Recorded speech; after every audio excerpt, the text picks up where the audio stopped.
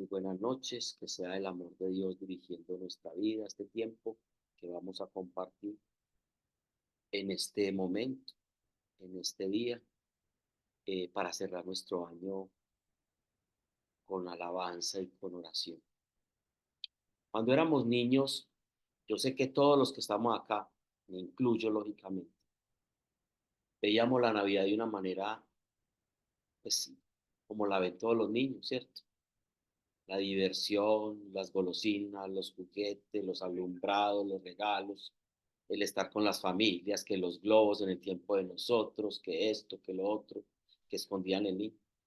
Y así quedamos viendo la Navidad durante muchos años. El problema no es como la veíamos nosotros de niños. El problema es que aún siendo adultos, muchas personas ven la Navidad de esa misma manera. O sea, no maduraron, se quedaron siendo niños en su pensar y piensan que eso es la Navidad. Voy a leer tres pasajes antes de empezar el tema de hoy para que entiendan por qué lo que era de niño y lo que es ya de adultos, pues debe ser de adultos. Dice Primera de Corintios 14:20. Amados hermanos, no sean infantiles en su comprensión de estas cosas. Sean inocentes como bebés en cuanto a la maldad, pero maduros en la comprensión de asuntos como estos. En Hebreos 5:11 al 14 dice, Pablo estaba muy abrumado porque la gente seguía pegada de cosas que no, y no avanzaban. Parecían niños mentalmente. Y les dice esto, pues, siendo Pablo el que escribió Hebreos, que algunos dicen que no, o el escritor de Hebreos dijo lo siguiente. Nos gustaría mucho decir mucho sobre este tema, pero es difícil de explicar, sobre todo porque ustedes son torpes espiritualmente y tal parece que no escuchan. Hace tanto que son creyentes que ya deberían estar enseñando a otros. En cambio, necesitan que alguien vuelva a enseñarle las cosas básicas de la palabra de Dios. Son como niños pequeños que necesitan leche y no pueden comer alimento sólido. Pues el que se alimenta de leche sigue siendo bebé y no sabe cómo hacerlo correcto. El alimento sólido es para los que son maduros, los que a fuerza de práctica están capacitados para distinguir entre lo bueno y lo malo. Y el otro pasaje es Primera de Corintios 3:2, dice, tuve que alimentarlos con leche, no con alimento sólido, porque no están preparados para algo más sustancioso y aún no están preparados. Hay muchas personas que todavía no están preparados para escuchar las verdades del Evangelio. En Juan capítulo 3 versículo 16, un pasaje que todos los cristianos debían conocer de memoria. Dice, porque de tal manera amó Dios al mundo, que ha dado a su Hijo unigénito, para que todo aquel que en él cree no se pierda, mas tenga vida eterna. Cuando el mundo piensa en Navidad, y estoy hablando del mundo, no estoy hablando de ti, porque yo entiendo que tú y yo ya no somos del mundo, pero cuando el mundo empieza en Navidad lo relaciona con compras, con regalos, cenas, pero también con excesos, como el alcohol y compras compulsivas. Los creyentes relacionamos la Navidad, la mayoría de las veces, con el nacimiento virginal y la encarnación de Jesucristo. Pero la Navidad nos tiene que también recordar lo fundamental. ¿Y qué es lo fundamental? El amor del Padre. La Navidad nos debe recordar el amor del Padre. La Navidad entonces también es el recordatorio de la revelación del amor de Dios el Padre para con la humanidad pecadora. El amor de Dios para los hombres, para los hijos de Dios que estábamos en pecado. Dice Juan 3:16, se lo vuelvo a repetir, pero ya en otra versión, en la nueva traducción viviente. Pues Dios amó tanto al mundo, está hablando del amor del Padre, ¿cierto? Que dio a su Hijo único o a su único Hijo, para que todo aquel que cree en Él no se pierda, sino que tenga vida eterna.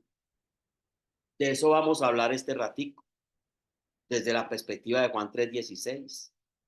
Y ese contexto de Juan 3:16, ustedes que ya conocen, es la respuesta a la incredulidad de Nicodemo. Recordemos que Nicodemo, desde el capítulo 3 versículo 1, le venía preguntando a Dios, que cómo es eso de nacer del Espíritu, a Jesús. Y le decía que él sabía que él venía de Dios porque nadie hacía las cosas, podría hacer las cosas que él hacía si Dios no lo hubiese enviado. Y en ese contexto es que sale este capítulo 3 versículo 16 porque viene del capítulo 3 versículo 1.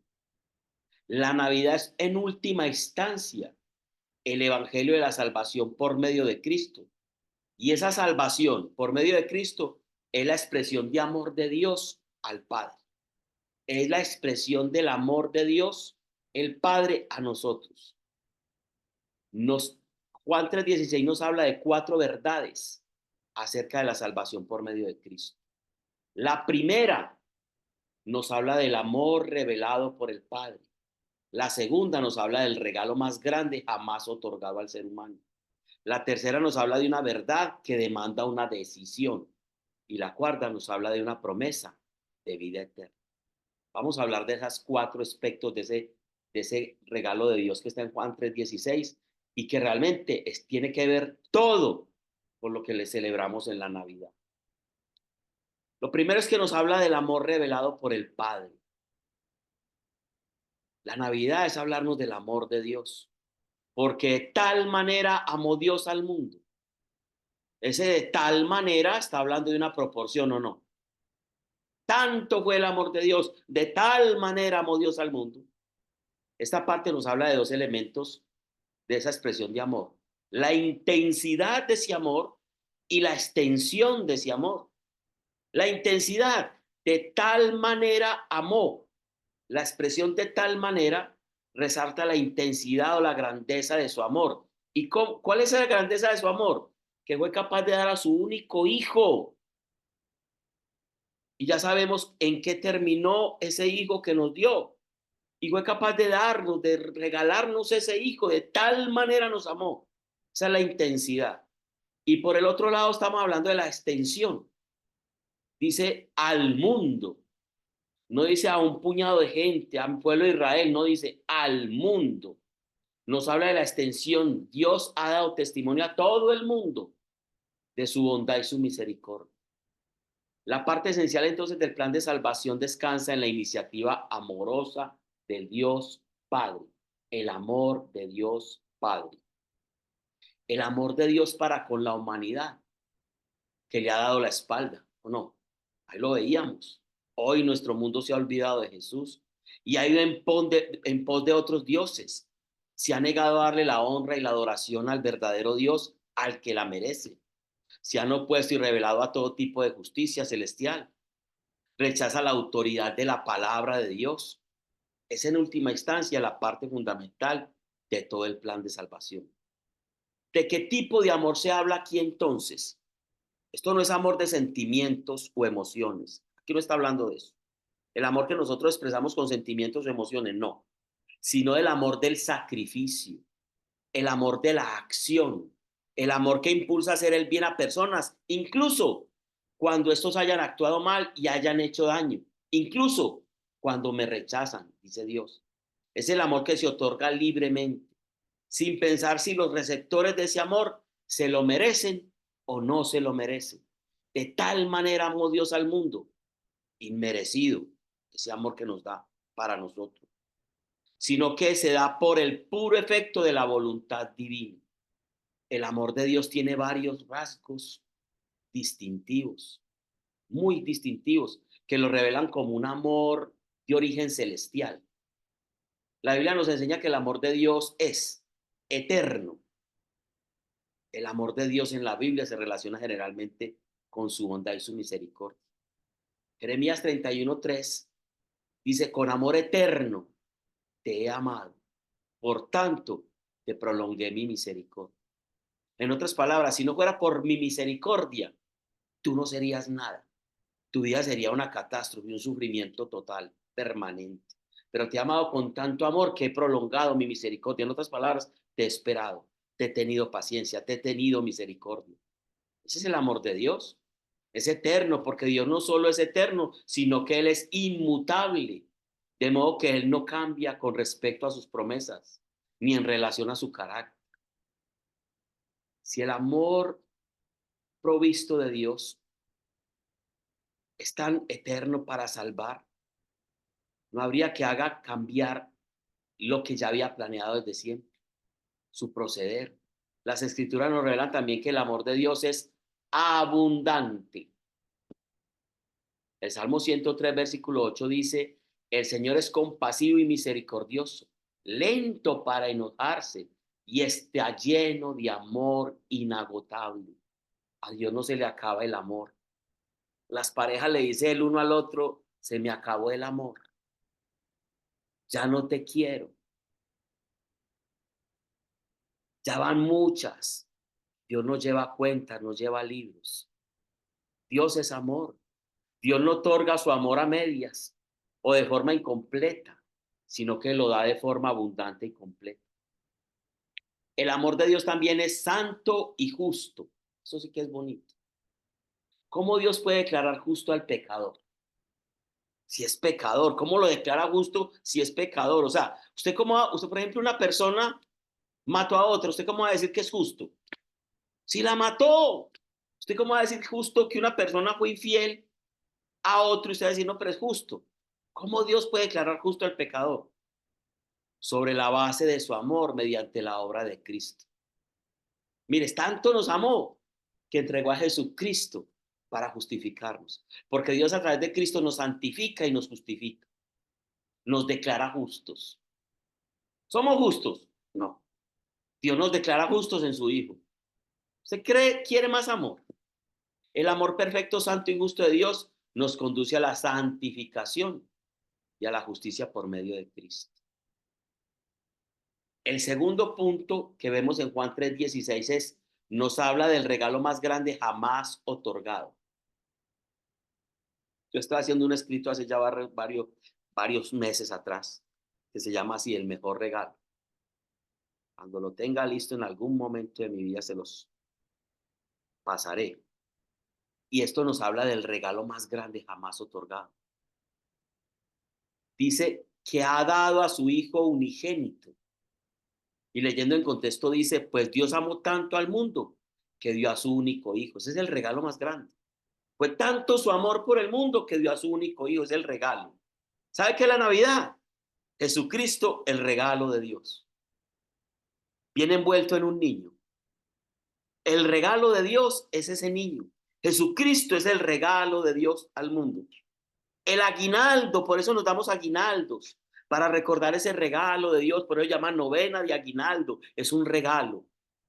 Cristo es el regalo más grande jamás otorgado a persona alguna. Cristo es la máxima revelación de Dios el Padre.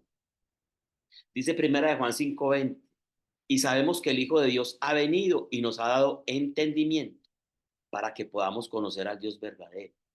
Y ahora vivimos en comunión con el Dios verdadero porque vivimos en comunión con su Hijo, Jesucristo. Él es el único Dios verdadero y Él es la vida eterna. Nada más y nada menos, ese fue el regalo de Dios. La vida eterna, la vida, la verdad de Dios, la esencia de Dios fue regalada a nosotros.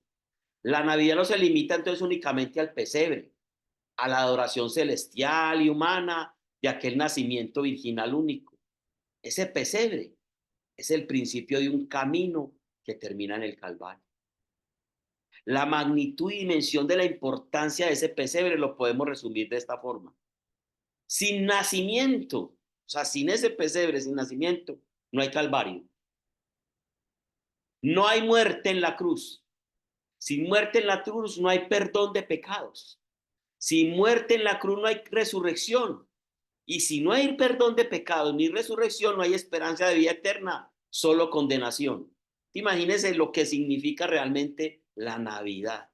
El nacimiento es el inicio de la obra de Cristo, la vida de obediencia que le permitió ser el representante perfecto de la humanidad para hacer el sacrificio perfecto y sin pecado, presentado por la humanidad delante de Dios para el perdón de los pecados. La frase ha dado, pues tanto amó Dios al mundo que ha dado, esa frase, Dios dio a su Hijo único para que fuera el sustituto perfecto de los pecadores. Dios, Jesucristo es el sustituto tuyo en esa cruz. Tú deberías estar en esa cruz, yo debería estar en esa cruz. Él fue mi sustituto en esa cruz. Y de esa forma tales pecadores tuvieron esperanza de perdón de pecados y de vida eterna. La expresión del amor de Dios adquiere dimensiones aún mayores cuando reflexionamos en la naturaleza de ese hijo dado. Porque Juan dice que ese niño que nació es el hijo unigénito de Dios. Unigénito se refiere a alguien único, porque no está diciendo primogénito. Primogénito es el primero entre muchos. Unigénito es el único. Héctor, entonces si Jesús es el hijo unigénito de Dios, entonces nosotros no somos hijos de Dios. Nosotros somos hijos adoptivos de Dios. Pero el hijo unigénito, el único hijo que Dios engendró, se llama Jesús. Por eso en el credo decimos engendrado, no creado. Tú y yo sí fuimos creados. Engendrado, no creado, de la misma naturaleza del Padre por quien todo fue hecho. Consustancial con Dios. Por eso se llama el hijo unigénito, el único. Se refiere a alguien único, radicalmente distintivo y sin igual.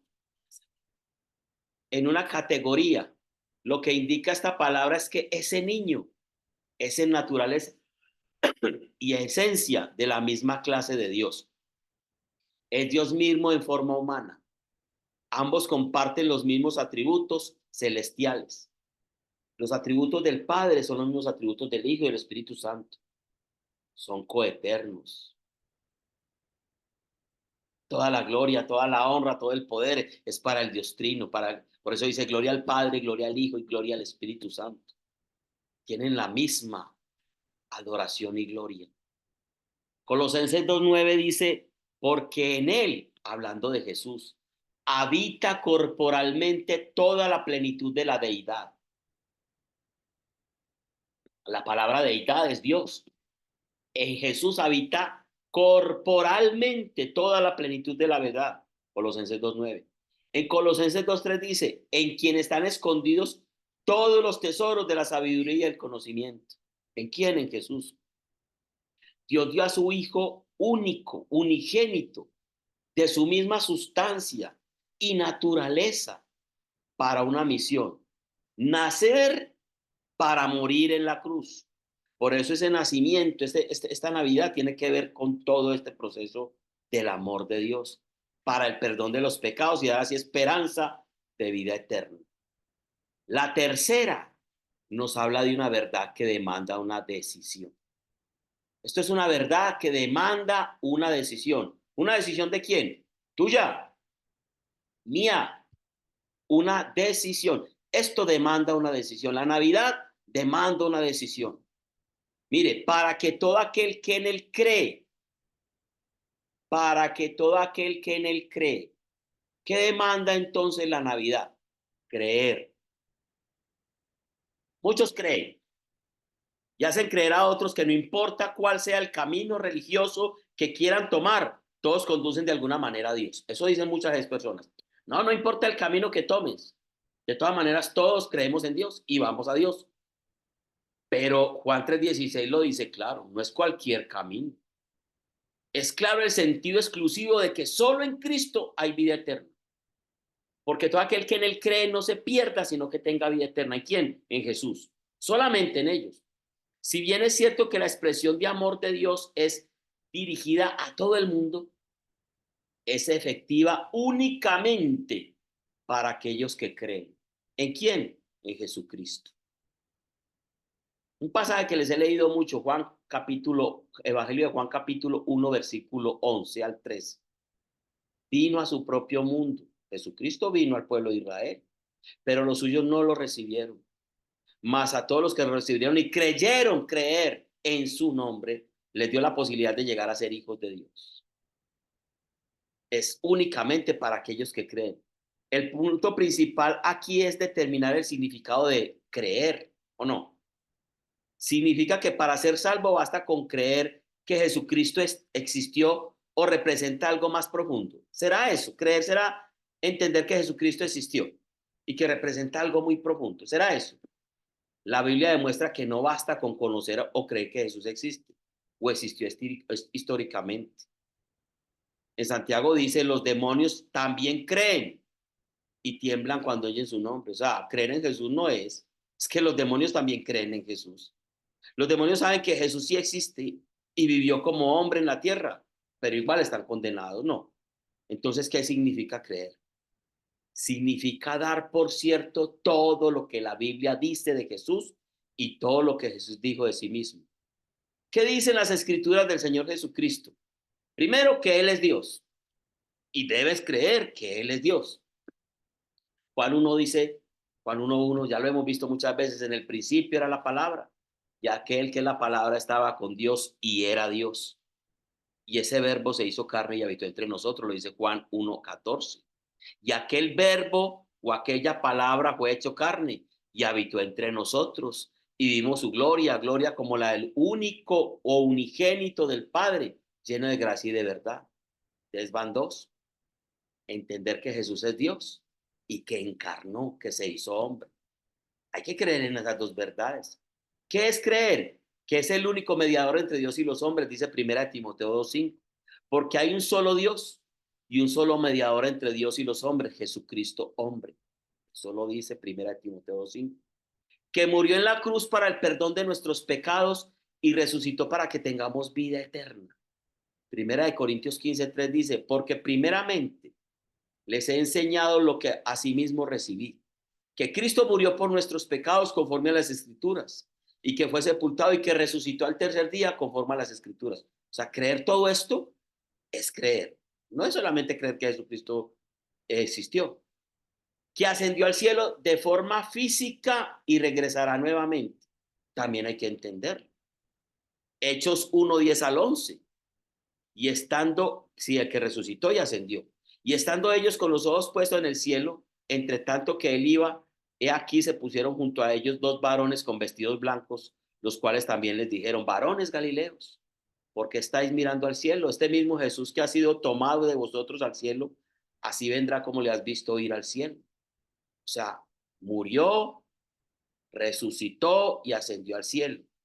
Primero, que es Dios, encarnó, murió, resucitó, ascendió al cielo. ¿Y qué dijo Jesucristo de sí mismo? Eso es lo que dice la Biblia de Jesús. ¿Y qué dice Jesucristo de sí mismo? Que es el único camino al Dios Padre. Es el único camino.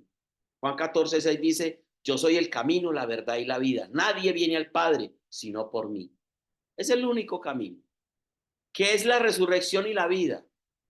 Jesús dijo, yo soy la resurrección y la vida. El que cree en mí, estamos hablando de creer, aunque esté muerto, vivirá. Esto para darles algunos ejemplos. De modo que el que no cree todo esto de Cristo y no está dispuesto a vivir su vida a la luz de estas verdades, entonces es un incrédulo. Y los incrédulos no van a entrar al reino de los cielos.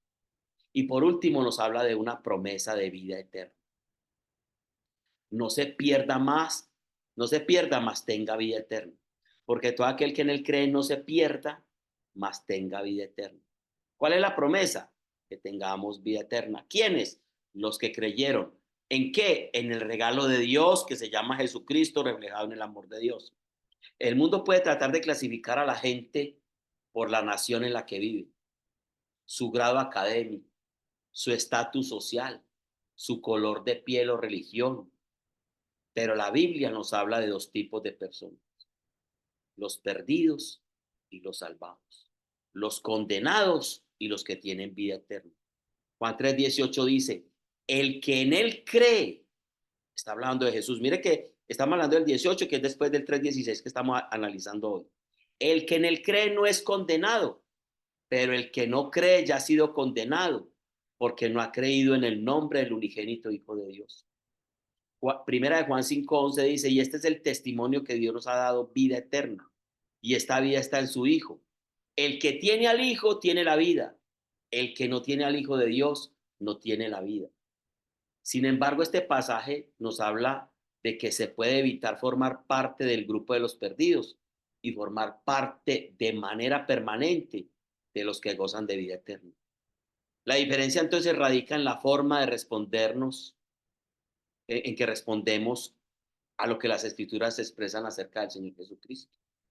Las personas que rechazan el mensaje de la salvación en la persona de Cristo o se niegan a creer al menos las verdades expresadas en las escrituras acerca de Cristo, Esas personas están en la categoría de los perdidos.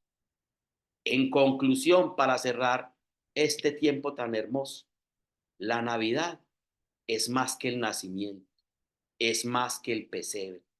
Se basa en la iniciativa del amor divino expresado por el Padre en la persona de Cristo.